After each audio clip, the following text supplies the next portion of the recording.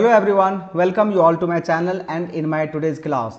Today we are going to start a new exercise, that is exercise 4.3 from class 9th standard NCERT math book. बच्चों आज का जो video है वो class 9th standard के math का चैप्टर 4 पर बेस है and in today's video we are going to do exercise 4.3. आज मैं स्क्रीन रिकॉर्डिंग के थ्रू जो है वो आपको पढ़ा रहा हूँ और इसके पीछे का वजह ये है कि हमें ग्राफ ड्रॉ करके आपको दिखाना था एंड यू ऑल नो कि वाइट बोर्ड पर जो है वो ग्राफ को ड्रॉ करना इट्स लिटिल डिफ़िकल्ट और अगर मैं ड्रॉ कर भी दूं तो यू विल नॉट अंडरस्टैंड, ठीक है ना. तो ये जो ग्राफ है वो ऐसा नहीं है कि नया चीज़ है आपके लिए, यू ऑल नो, लेकिन इसके बाद भी जो है आई एम एक्सप्लेनिंग यू कि किस तरह से हम लोग इसके ग्राफ को जो है वो प्लॉट कर सकते हैं. तो इसके ग्राफ को प्लॉट करने के लिए हमें ज़्यादा कुछ नहीं करना है, जो हम लोगों ने पहले भी काम किया हुआ है वही काम इसमें भी करेंगे. तो बच्चों पहले हम लोगों ने क्या काम किया हुआ था कि ग्राफ ड्रॉ करने के लिए सबसे पहला जो काम किए थे हम लोगों ने टेबल को ड्रॉ किया था और उस टेबल में जो दोनों वेरिएबल है x और y उसका 3 वैल्यू जो है वो कम से कम हम लोगों ने निकाला हुआ था. तो आज हम लोग वही करने वाले हैं. सबसे पहले यहाँ पर टेबल को मैंने ड्रॉ कर दिया और यहाँ पर देखिए हम लोग किसी एक वेरिएबल को या तो आप x को रख सकते हो या फिर y को रख सकते हो लेफ्ट में और एक वेरिएबल को आपको राइट में जो है वो भेजना पड़ेगा. तो 4 - y हो गया, राइट. अभी हम लोग क्या करेंगे, यहाँ देखिए सबसे जो अच्छी बात इसमें ये है कि ये फ्रैक्शन नहीं है. जो x का वैल्यू है in terms of y that is not in the fraction, यानी कि डिनोमिनेटर में यहाँ पर कुछ भी नहीं है. तो जब इस तरह का कंडीशन आपको मिले तो you are free to assume any value of y. तो सबसे पहले हम लोग छोटा से स्टार्ट करते हैं, y के वैल्यू को 0 लेते हैं. तो बच्चों अगर y के वैल्यू को 0 ले लें हम लोग तो x का वैल्यू क्या हो जाएगा 4 - 0, क्योंकि 4 - y था तो ये जो है वो 4 होगा. अगर हम लोग y के वैल्यू को 1 ले लें तो फिर x का वैल्यू क्या हो जाएगा, x विल बी 4 - 1 यानी कि 3 हो जाएगा. और लास्ट में अगर हम लोग एक y के वैल्यू को 2 ले लें, यहाँ पर आप कुछ भी एज्यूम कर सकते हो बट मेक श्योर बड़ा नंबर आप एज्यूम करोगे तो फिर स्केल वगैरह में जो है वो उसी हिसाब से आपको लेट करना पड़ेगा. तो मैंने छोटा छोटा नंबर जहाँ पर ऑप्शन है वहाँ पर छोटा नंबर ही लेट करना सही रहता है. तो ये देखिए हम लोगों ने इसके 3 वैल्यू को निकाल लिया है. तो यहाँ पर अभी हम टेबल को फीड कर देते हैं.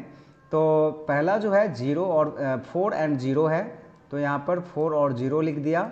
सेकेंड वाला में देखिए 3 और 1 है, यानी कि x के वैल्यू का 3 है और y का वैल्यू 1 है. और लास्ट वाला में दोनों जो है वो 2 2 है. तो बच्चों इसका जो फर्स्ट स्टेप था वो हो चुका है और अभी हम लोग जो है वो इसके सेकेंड स्टेप को में जाएंगे जिसमें हम लोगों को ग्राफ प्लॉट करके यहाँ पर दिखाना है और आपको समझाना भी है, राइट. तो आइए मैं आपको यहाँ पर ग्राफ प्लॉट करके यहाँ पर आपको दिखा रहा हूँ. तो ये इसके लिए सबसे पहले हम लोगों को यहाँ पर x एक्सिस को ड्रॉ कर लेना है और y एक्सिस को ड्रॉ कर लेना है, जो कि मैंने इस केस में कर लिया हुआ है. और यहाँ पर क्या करना है, यहाँ पर एरो दे करके y लिख देना है और यहाँ पर भी एरो दे करके x लिख देना है, यानी कि ये x एक्सिस है और ये y एक्सिस है. बच्चों अभी हमें सबसे जो इम्पॉर्टेंट काम है वो है स्केल लेना. तो स्केल जो है वो हम लोग यहाँ पर अभी लेंगे. तो x एक्सिस पर हम लोग स्केल जो ले रहे हैं, देखिए x का वैल्यू 432 है तो we can take 1 division equal to 1 unit, यानी कि बोथ द एक्सिस पर हम लोग एक ही स्केल को ले सकते हैं and that is 1 division is equal to 1 unit. तो अभी 1 डिवीज़न कितना होता है, तो 1 डिवीज़न होता है ये जो आप बड़ा बॉक्स देख रहे हैं जिसमें 10 बाय 10 का 100 छोटा छोटा बॉक्स आपको दिखेगा, इसको 1 सेंटीमीटर भी कहा जाता है. तो दैट इज़ कॉल्ड 1 डिवीज़न. तो इसका मतलब ये 1 हो गया, ये 2 हो गया, ये 3 हो गया, this is 4 and so on, this is 5, right. इसी तरह से y एक्सिस पर भी this is 1, this one is 2, this one is 3, this one is 4 और ये 5 हो गया. और ये क्या है, ये ऑरिजिन है यानी कि 0 है. तो बच्चों सबसे पहले जो है वो क्या है 4 0 है, राइट. तो 4 0 पॉइंट को हमें प्लॉट करना है, यानी कि x एक्सिस पर 4 और y एक्सिस पर 0 ही है. दैट मीन्स हमें जो है वो यही पॉइंट मिलेगा, ये पॉइंट हो गया हम लोगों का। सेकेंड पॉइंट है 3 1, यानी कि 3 ये हो गया और 1 ये हो गया, राइट, ये हो गया आपका 3 1 का पॉइंट, और 2 2 है यानी कि ये हो गया। तो बच्चों ये जो 3 पॉइंट था वो हम लोगों को मिल चुका है, और अभी जो है वो हम लोग क्या काम करने वाले हैं, ग्राफ लाइन को ड्रॉ कर देंगे हम लोग। इस तरीक़ा से ग्राफ लाइन को जो है वो ड्रॉ कर देंगे, लेकिन ये देखिए ये नहीं हुआ, यानी कि तीनों लाइन जो है वो एक में सीध में आना चाहिए था। तो अभी हम सेकेंड बार इसको ड्रॉ कर रहे हैं, क्योंकि मैं बिना स्केल के ड्रॉ कर रहा हूँ। जब आप स्केल से प्लॉट करोगे तो ऑब्वियसली आप सबसे पहले स्केल को अलाइन करोगे और उसके बाद जो है वो आप इस लाइन को ड्रॉ करोगे, तो इस तरह का प्रॉब्लम नहीं आएगा। तो बच्चों अभी इसमें हम लोगों को करना क्या है, यहाँ पर जो है वो स्केल कोऑर्डिनेट को लिख देना है, यानी कि ये 4 0 का कोऑर्डिनेट है, ये 3 और 1 का है, और ये 2 2 का है, और ये जो ग्राफ का लाइन है वो है x + y = 4 का। तो अभी हमें लगता नहीं है कि इसमें कुछ भी और शेष बच गया है, यही ग्राफ हम लोगों का कंप्लीट हो गया, बस इसमें और कुछ भी लिखना बाकी नहीं है। तो हमने स्केल भी लिख दिया, x एक्सिस y एक्सिस वगैरह कोऑर्डिनेट भी लिख दिया हूँ, यहाँ पर जो है वो इक्वेशन भी लिख दिया, तो और इसमें कुछ भी लिखना बचा हुआ नहीं है। तो आई होप ये जो ग्राफ मैंने आपको बताया, this is complete graph, this is complete answer, तो इसमें आपको कोई भी परेशानी नहीं हुई होगी, और आप इसको प्रैक्टिस करोगे तो you will not face any problem. तो बच्चों इसमें जो है वो there are 4 question, total 4 question है। तो 4 क्वेश्चन में से जो है एटलीस्ट हम लोगों को 2 जो है वो कम से कम बनाना पड़ेगा, तो हम लोग 2 जो है वो बनाएंगे भी, ठीक है ना। तो चलिए यहाँ पर जो है वो हम लोग और एक इक्वेशन को यहाँ पर बना करके आपको मैं दिखाता हूँ। तो इसके लिए मैं कौन सा लूँ, तो नंबर 4 लेता हूँ। नंबर 4 जो है वो है 3 = 2x + y, राइट। तो 3 = 2x + y है, तो हम लोग क्या करेंगे, y = निकालेंगे जो कि होगा 3 - 2x। ये 2x को मैंने लेफ्ट साइड में भेज दिया, तो 3 - 2x = y हो गया। फिर उसको इंटरचेंज कर दिया, यानी कि राइट वाले को लेफ्ट में और लेफ्ट वाले को राइट में ले गया, तो इस तरह से आपको मिल जाएगा। आई डोंट थिंक कि आपको ये समझने में कोई परेशानी हुई होगी, है ना। तो इसमें भी देखिए वही चीज़ है, यानी कि डिनोमिनेटर में हमारा कुछ भी नहीं है, तो हम लोग x का वैल्यू जो है वो अपने मन से कुछ भी लिख सकते हैं।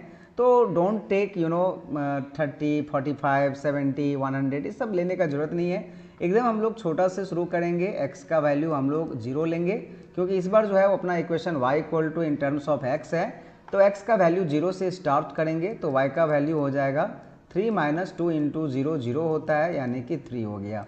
तो ये जो है वो अपना पहला निकल गया 0, और दूसरा पॉइंट जो हो गया वो 3 हो गया। अभी हम लोग क्या करेंगे, फॉर x = 1, अगर x का वैल्यू 1 ले तो y का वैल्यू क्या हो जा रहा है अपना 3 - 2 × 1 2, यानी कि 1 हो रहा है। तो बच्चों यहाँ पर 1 और 1 हम लोग लिख देंगे, और सेकेंड टाइम जो है वो हम लोग x का वैल्यू इसमें 2 लेट कर लेते हैं। देखिए नेगेटिव नहीं रहने से सुविधा ये होगा कि ग्राफ पेपर पर जो है वो x एक्सिस और y एक्सिस हम लोग एक्सट्रीम लेफ्ट और बॉटम में ड्रॉ कर सकते हैं। अगर आप नेगेटिव में लाएंगे वैल्यू तो फिर आपको सेंटर में ड्रॉ करना पड़ेगा, तो you will get less space, है ना। तो कोशिश कीजिए, अगर बिना नेगेटिव का ही हो जा रहा है काम तो बेकार में झमेला लेके फ़ायदा नहीं है। तो इस तरह से जो है वो 3 - 2 × 2 4 आ रहा है। तो यहाँ पर देखिए एक जो है वो नेगेटिव आखिरकार आ ही गया।